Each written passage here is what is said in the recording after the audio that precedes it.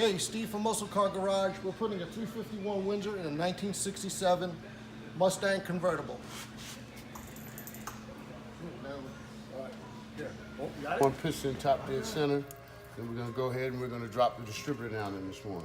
Sounds like a plan. Okay, all right, I need you to come over here and put your finger in number 1 cylinder.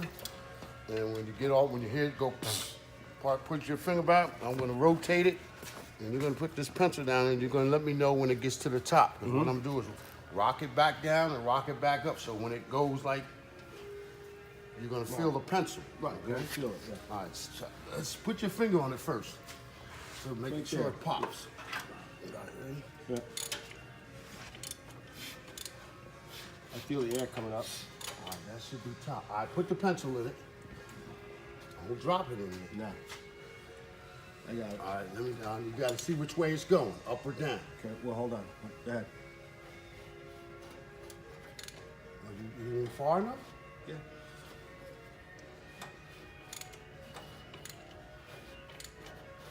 Up. It's coming up now?